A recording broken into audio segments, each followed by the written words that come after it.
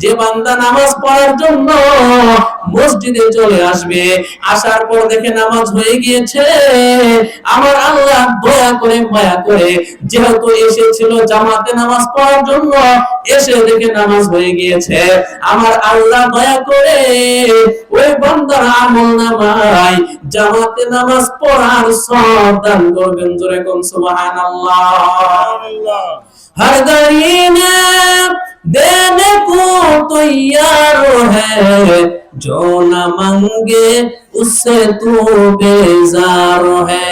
या इलाही मुझको मुझसे दूर कर, ताकि देखो मुझ में तुझको एक नजर। या इलाही तू मेरा माबूद है, या इलाही तू मेरा माशूक है।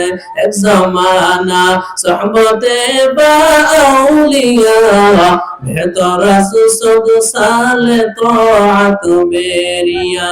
माइले मोमिन सोए मोमिन मिशावा, माइले काफिर सोए काफिर मिशावा।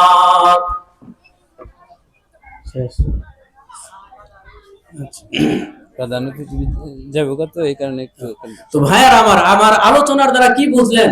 নামাজ পড়তে হবে নাকি নামাজ পড়বো না? হ্যাঁ, নামাজ পড়া ছাড়া জান্নাতে যাওয়ার অন্য কোনো রাস্তা আছে? নামাজ পড়া ছাড়া জান্নাতে যাওয়ার অন্য কোনো রাস্তা নাই। রাস্তা একটাই, সেটা হলো 5 ওয়াক্ত নামাজ সঠিকভাবে আদায় করা। অতএব রব্বুল আলামিন আমাদের সকলকে 5 ওয়াক্ত নামাজ বা জামাত আদায় করার তৌফিক দান করুন।